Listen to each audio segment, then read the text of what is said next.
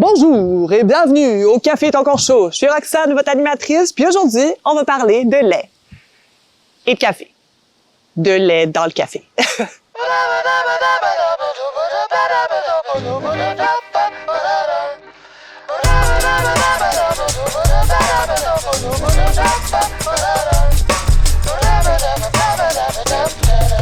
Le café est encore chaud. Qui manipule le plus de lait dans une journée dans l'industrie? Probablement les baristas. Donc, je suis allée rencontrer Lou, qui est une OG de l'industrie, qui est maintenant copropriétaire des Nobles, et une barista qui vient aussi des Nobles, pour vous parler un peu ce que c'est que le métier de barista. Ça fait 6 ans que tu es barista? Oui, ça fait 6 ans. Mon latte art. Cette année, je calculais, puis ça fait 12 ans maintenant. Back up, ah ouais! Qu'est-ce qui fait que tu restes comme ça dans le café? D'abord, avant tout, des rencontres. Des gens qui m'ont tendu la main à un moment où je ne pouvais pas... Non, je peux pas parler. À un moment où je ne pouvais pas, où j'étais seule chez moi. Et c'est assez curieux de se dire que... J'aime vraiment ça, connaître des clients puis savoir que comme j'ai un client, admettons, qui est architecte et qui fait des projets vraiment intéressants, puis un autre qui est comme comédien, puis là, comme « Ah, je t'ai vu dans tel show », puis de créer une relation au day-to-day, parce qu'on les voit vraiment tous les jours. Ça, je trouve ça vraiment le fun. Et le fait que ce soit tout le temps différent, d'une place à l'autre, mais d'une journée à l'autre aussi. T'es tout le temps kept on your toes, en quelque sorte. Puis ça, je trouve ça assez intéressant pour faire ça depuis 12 ans, disons. C'est quoi le plus gros challenge pour vous autres de travailler dans le service comme ça, puis plus précisément, évidemment, barista? Moi, je suis quelqu'un de très calme, puis je sens beaucoup les énergies des gens. Fait que ce que je trouve vraiment challengeant, c'est à toutes les 5 minutes avoir vu 10 personnalités complètement différentes back-à-back devant moi. C'est vraiment ça le plus challengeant, puis c'est vraiment ça le plus brûlant. Plus en fait que de faire du café en tant que tel ou de bouger, c'est vraiment de tout le temps s'adapter à la personne en face de toi, puis l'aider à faire sa commande. Les gens ont tendance à romancer aussi beaucoup le travail de travailler dans un café, peu importe c'est quoi le poste que tu as, là. Le nombre de fois qu'on m'a dit comme « Ah, moi, à la retraite, j'aimerais tellement ça, m'ouvrir un petit café. » Puis t'es comme « Attends, mais t'as peu, là. Tu comprends pas c'est quoi, là? Non. Comme à la retraite, tu voudras pas faire ça. À ma retraite, je ne veux pas faire ça. » Fait que comme... Il y a ça qui est aussi difficile à naviguer, je trouve, là, la romantisation de notre métier. C'est quoi votre relation avec le latte art? Quand j'ai appliqué au Noble, pour moi, c'était une coche en haut de ce que j'avais fait avant. Puis je me disais, c'est cool, c'est un challenge, je vais sortir de ma zone de confort. Puis je trouve que le défi avec le lait, mousser le lait, c'est vraiment la constance. Puis moi, je suis dans l'une. Fait que des fois, c'est dur d'être constante. Mais ouais, je suis vraiment contente pour ça. J'ai vraiment bien grandi ici, puis mon latte art... Je tiens juste à dire que Jamie n'est pas payée pour cette réponse. Je veux juste préciser ça. OK, c'est de son plein gré. Merci beaucoup d'avoir participé. Puis longue vie au métier de barista.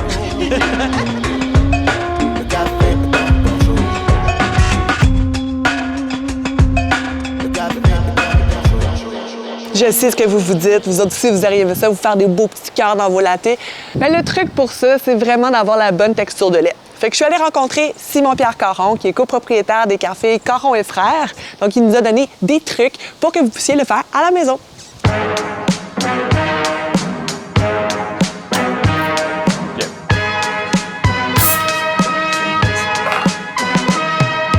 café est encore chaud.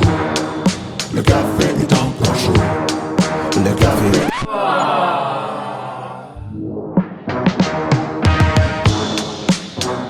Comment bien faire mousser le lait? C'est super important pour, un, avoir un bon goût dans notre tasse de café et deux, créer des designs en latte art.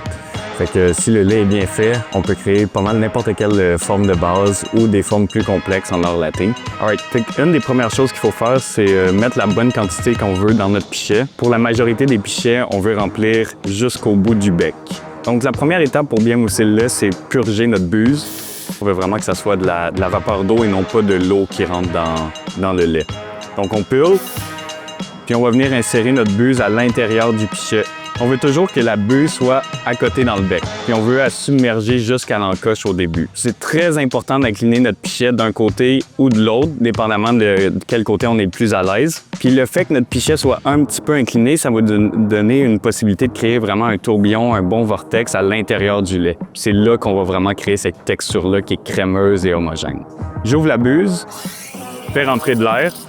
Fait que là, c'est en train de texturer, c'est le bruit qu'on entend, c'est l'air qui rentre. Et ensuite de ça, je vais relever un tout petit peu mon pichet pour juste créer mon vortex. On va toujours avoir une main sur le pichet pour sentir la température. Puis quand le pichet est trop chaud pour tenir, c'est notre température idéale. On essuie bien la buse après de l'avoir utilisée et on repurge pour éviter qu'il y ait du lait à l'intérieur de la buse, puis aussi juste pour bien la nettoyer. Texture homogène, pas de grosses bulles, juste de la micro-mousse. C'est parfait pour faire de l'art latte.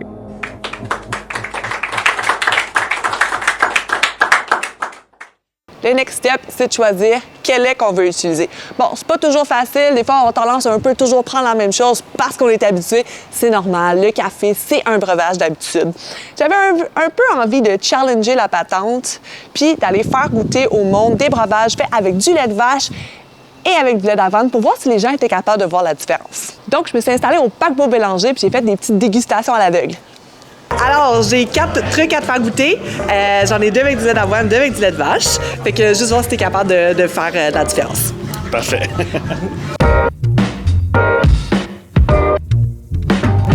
C'est à toi.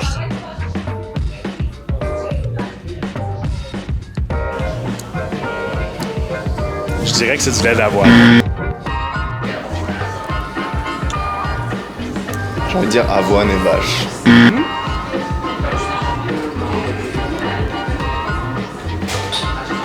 C'est pas facile. Celui-ci, je pense que c'est lait d'avoine. Not cow. Not cow. Okay. Is that true? I don't know. I'll tell you eventually. Not cow. Really? No, that was cow. The first one was cow, the second was oat. J'essaie d'avoir l'air de savoir de quoi je parle, tu sais, genre d'être comme on connaît ça, tout ça.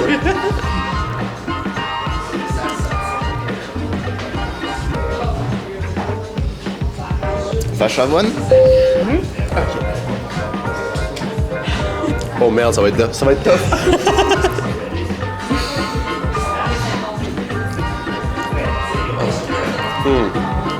Je peux-tu regoûter? Ben oui. Ouais. Je dirais que lui, c'est lait de vache. Puis lui, avoine. Ouais, d'accord. Je pense que c'est avoine. D'accord.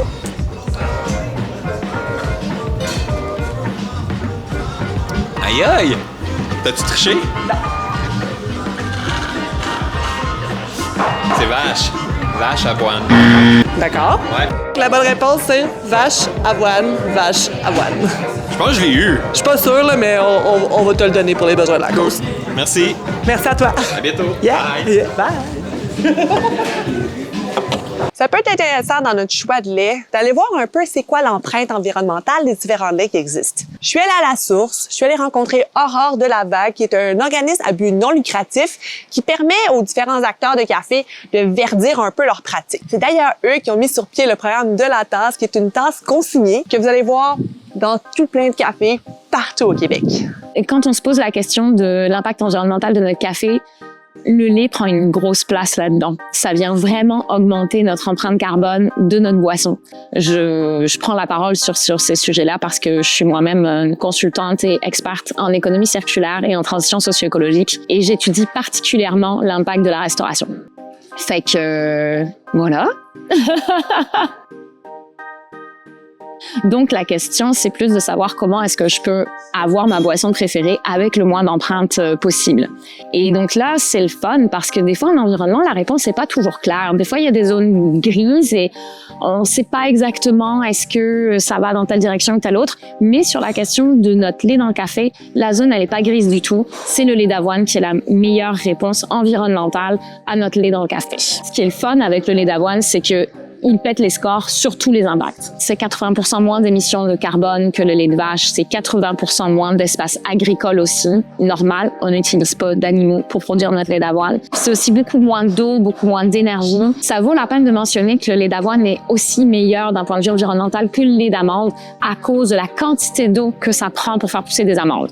Toutefois, ça reste important de rappeler que même si vous choisissez du lait d'avoine, la première chose pour diminuer son empreinte, c'est de ne pas gaspiller ce lait-là. Peu importe le lait que vous choisissez, on l'utilise jusqu'à la dernière goutte et on évite le gaspillage alimentaire. Ça peut être assez difficile quand on se retrouve devant le rayon de choix à l'épicerie, de se dire « mais qu'est-ce que je prends comme lait? Comment est-ce que je le choisis? » Un moyen simple, je mets simple avec des gros guillemets, mais un moyen simple de faire nos choix alimentaires quand on veut une alimentation durable, c'est de se rappeler tout simplement 4 critères. Les critères d'une alimentation durable, biologique, végétale, zéro déchet et local. Quand on a 3 critères sur 4, on est vraiment déjà dans une belle approche de notre alimentation durable. Et c'est important de se laisser une certaine flexibilité, parce qu'il ne faut pas devenir complètement fou aussi avec nos choix environnementaux. La vie est déjà assez stressante comme ça. Si vous remplissez certains de ces critères et que vous tendez vers une alimentation qui remplit ces critères-là, vous êtes en business, vous êtes sur la bonne voie, tout va bien, lâchez prise, enjoy votre café, tu sais. Est-ce que du lait d'avoine, on peut vraiment appeler ça du lait? Écrivez-moi donc ce que vous en pensez en commentaire, puis en attendant, je suis allée poser la question à Carole pour qu'il nous dise ce que lui en pense. Hey Carole! Du lait d'avoine, là, on peut-tu vraiment appeler ça du lait? Veux-tu vraiment savoir ce que j'en pense? OK. J'ai mon banc, suis-moi. On va en jaser.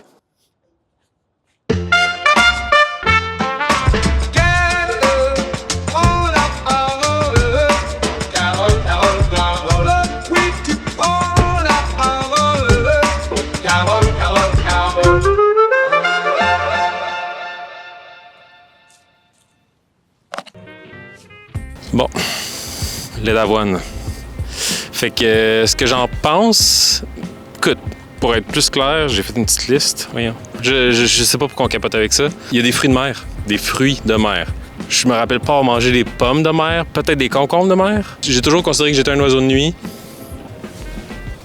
Pas de plumes, pas de bec, pain au chocolat. Depuis quand le chocolat fait qu'un croissant devient du pain? Kidney beans. Kidney beans. Traduction, des bines de reins. Ou des reins en bines. C'est-tu vraiment des reins? Celle-là, je sais pas. De l'eau de toilette? De l'eau de toilette. Celle-là, je suis confus. Lait hydratant? Du lait. I mean. Puis, bon, on va parler d'un gros sujet, là. Le lait de coco. Le lait de coco.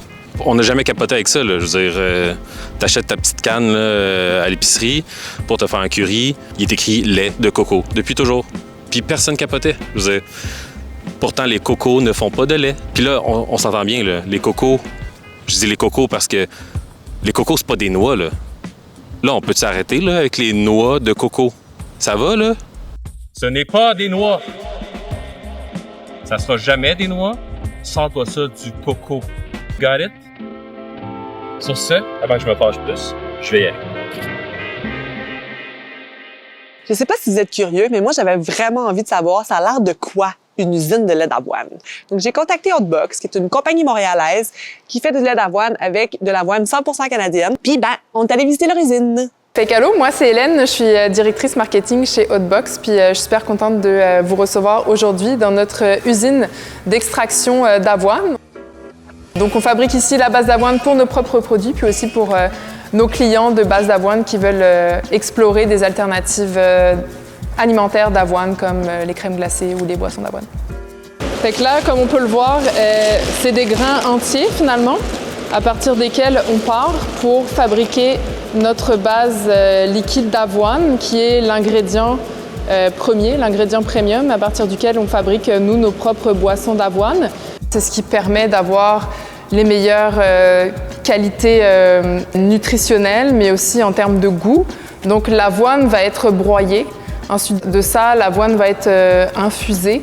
Puis après ça, il y a tout un processus qui se passe dans notre usine en arrière pour arriver à une base liquide d'avoine. C'est un produit très concentré qui, après ça, va être utilisé pour différentes recettes. Fait que pour nous, en ce moment, c'est pour nos boissons d'avoine. Donc la base d'avoine va être diluée avec de l'eau, puis on va ajouter les autres ingrédients comme les vitamines et minéraux pour notre lait original, les phosphates pour notre lait barista. Donc c'est vraiment un produit dont on est super fiers de comment on l'a imaginé, pensé, développé à aujourd'hui, où est-ce qu'il est rendu sur le marché. Et voilà ce qui conclut notre épisode sur le lait. J'espère que vous avez aimé ça. Prenez le temps de nous faire un petit follow, like, commentaire, tout le kit. Prochaine fois, on jase de quoi? Vous pouvez me l'écrire ça aussi en commentaire. Encore chaud.